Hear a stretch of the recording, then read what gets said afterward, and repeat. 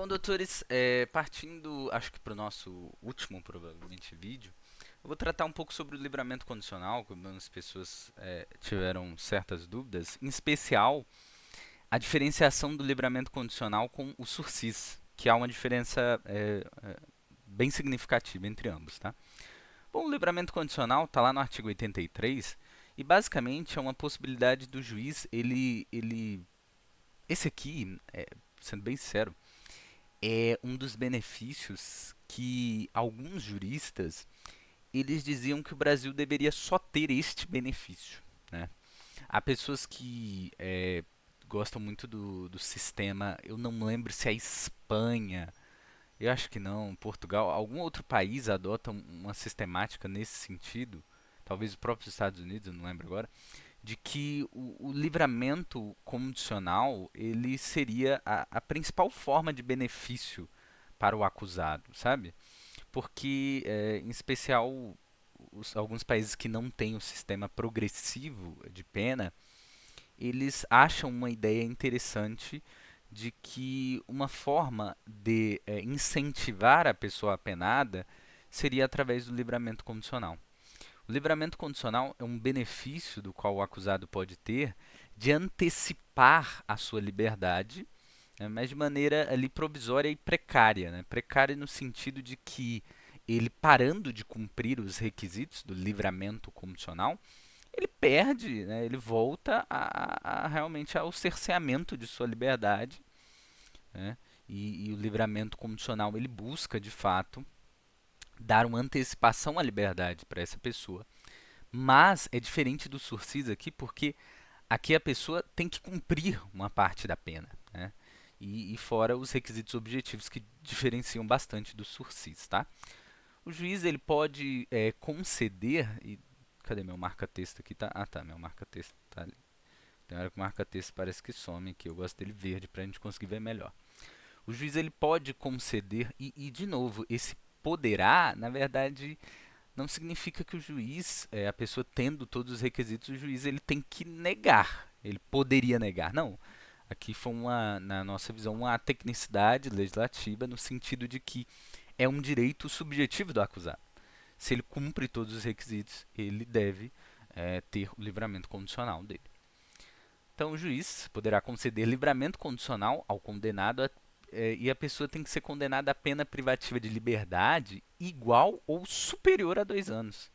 Aqui é diferente do sursis, que ele coloca uma imposição até 2 anos. Aqui não, aqui nós tratamos justamente sobre uma imposição igual ou superior a 2 anos, tá? Desde que ele cumpra alguns requisitos. E o primeiro requisito é que ele tenha cumprido mais de um terço de sua pena se o condenado ele não é reincidente em crime doloso e tiver bons antecedentes. Então, digamos que esse cara aqui ele tem bons antecedentes, não é reincidente em crime doloso e ele pegou uma pena superior a 2 anos. Digamos que ele pegou aqui, sei lá, 6 anos. Ele precisa cumprir pelo menos mais de um terço, que no caso seria mais de 2 anos. Ele precisaria cumprir para ter esse primeiro requisito, tá? O outro requisito é do cumprimento de mais de metade da pena se ele é reincidente em crime doloso. Então a gente viu aqui, não é reincidente em crime doloso, tem bons antecedentes, ele só precisa cumprir mais de um terço. Agora, e se ele é reincidente em crime doloso? Ele precisa cumprir pelo menos metade. Né? É uma imposição que o legislador colocou. E ele tem que comprovar o quê? Ele tem que comprovar que tem um bom comportamento durante a execução da pena. Então, durante aquele, sei lá, um terço, ele sempre se comportou bem ou ele era um cara que tem um péssimo comportamento prisional? O segundo requisito, ele cometeu falta grave, né? Por exemplo, ele foi pego com um celular e foi colocado uma falta grave nele há menos de um ano, né? Menos de 12 meses. Se sim, ele não pode ter o livramento condicional. Se não, aí nós já podemos pensar também. Ele tem um bom desempenho no trabalho, né? Então lá dentro do presídio ele consegue trabalhar, ele tem a oportunidade de trabalhar e tendo, ele desempenha um bom trabalho. E o D é a aptidão para prover a própria subsistência, né? Então ele consegue sair do presídio e conseguir de fato trabalhar e fazer a sua própria subsistência e conseguir viver. E o quarto é caso seja possível, ele tem que reparar o dano causado, né, pela infração. Então, por exemplo, se ele furtou alguém, ele tentar reparar aquele dano, é, reparar o valor daquela questão que ele, da res furtiva, né, da coisa que ele furtou e etc. Né? Então, esses são alguns dos requisitos. Lembrando, muitos requisitos são novos, né, que vêm principalmente do pacote anticrime, que é essa lei 13.964 de 2019, tá certo? No mais, esses são os requisitos, né? O principal que você precisa entender é que aqui a gente está tratando de pessoas com pena superior a 2 anos. Todas essas pessoas aqui, elas cumprem um pedaço da pena delas para aí sim podermos pensar no livramento condicional, tá? Aqui é um requisito um pouco mais recente, né, de 2016, que trata justamente de algumas diferenciações para alguns grupos de pessoas. Então, cumpridos, você aqui vai precisar cumprir mais de 2 terços nos casos das pessoas que foram condenadas por crime hediondos, tá? E se o apenado ele não for reincidente específico em crimes dessa natureza. Então, o que significa isso, né? Primeiro, o cara que não é reincidente em crime doloso e tem bons antecedentes, ele só precisa cumprir 1 terço. O cara que ele é reincidente em crime doloso, ele precisa cumprir mais da metade. O cara que é condenado em crime hediondo, que são os crimes que estão lá no rol da Lei 8.072 de 90, salvo o melhor juízo, eles têm que cumprir mais de 2 terços da pena. Então, por exemplo, um cara que foi pego no tráfico de drogas, né, um exemplo que está aqui, o tráfico de entorpecentes, ele precisa cumprir mais de 2 terços da pena. E se ele for reincidente em crime específico, não vai caber isso aqui, tá vendo? Tá dizendo se o apenado não for reincidente em crime específico dessa natureza. O que significa isso?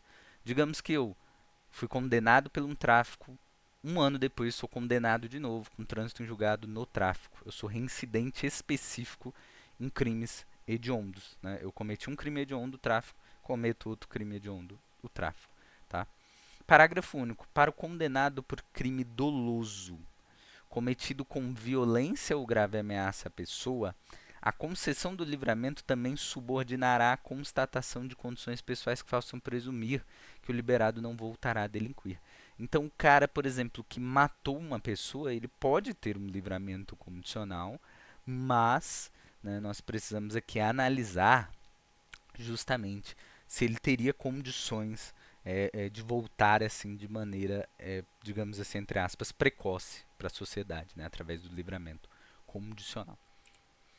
O artigo 84 diz que as penas que correspondem a infrações diversas devem somar-se para o efeito do livramento. Então, para o efeito do livramento, né, se a pessoa tem condenações, né, infrações diversas, você soma elas para ver se ela tem os requisitos objetivos ou não do livramento condicional.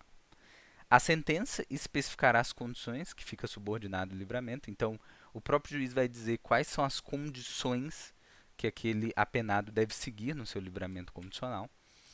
O artigo 86 fala sobre as revogações do livramento. Né? Se o liberado vem a ser condenado por pena privativa de liberdade, em sentença recorrível. Então, por exemplo, ele é condenado por um crime de homicídio posteriormente. Aqui é uma das causas de revogação do livramento condicional. Né? Aí o inciso 1 diz por crime cometido durante a vigência do benefício. Então, digamos que durante o benefício do livramento condicional, quando eu estou na rua, eu vou lá e mato uma pessoa. Sou condenado por aquilo. Isso causa a revogação do livramento condicional. Tá? Ou por crime anterior ao livramento condicional, observado lá os dispostos da soma das penas, né, do artigo 84. Então, você vai somar aquela pena antiga mais a pena nova para determinar se aquela pessoa vai ter os requisitos do livramento condicional. Não. Temos aqui a revogação facultativa, que o juiz pode, esse caso aqui, o juiz pode, ele pode querer ou não querer revogar. Né? Pode também o juiz revogar o livramento se o liberado deixar de cumprir qualquer das obrigações constantes da sentença. Então, se ele para de cumprir essas obrigações aqui que o juiz fixa em sentença, o juiz poderá revogar o seu livramento condicional. Ou for irrecorrível condenado por crime ou contravenção penal a que não seja privativa de liberdade. Porque se for privativa de liberdade, a revogação é automática, conforme o artigo 86. A facultativa do 87 é para os crimes de contravenção, crimes ou contravenção ou contravenções penais que não sejam penas privativas de liberdade, por exemplo, penas restritivas de direito e etc. Os efeitos da revogação, né, revogado o livramento, ele não poderá ser novamente concedido. Então, ou seja, você se ferrou. E, salvo quando a revogação resulta de condenação por outro crime anterior àquele benefício, não se desconta na pena o tempo em que se esteve solto ou condenado. Então, sendo assim, né, salvo, que é a exceção, quando a revogação ela resulta de uma condenação por um outro crime, né, então aquela pessoa foi condenada por um outro crime, mas um crime é anterior ao benefício, tá? Sendo anterior ao benefício, você não desconta na pena o tempo em que o cara esteve solto ou, né, em que o cara esteve solto pelo livramento condicional. Você não vai descontar aquele tempo que ele ficou no livramento condicional. O artigo 89 diz que o juiz não poderá declarar extinta a pena enquanto não passar em julgada a sentença e o processo a que responde o liberado por crime cometido na vigência do livramento.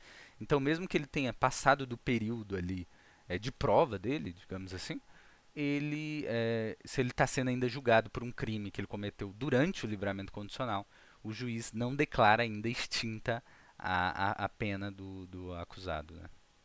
Se até o seu término o livramento não é revogado, então se até o seu término o livramento não é revogado, considera-se extinta a pena privativa de liberdade. Então aqui é outra extinção da pena privativa de liberdade, que é basicamente o cara cumprir todo o livramento condicional. É isso, doutores. Muito obrigado. Até mais. Qualquer dúvida, só chamar. Só bora.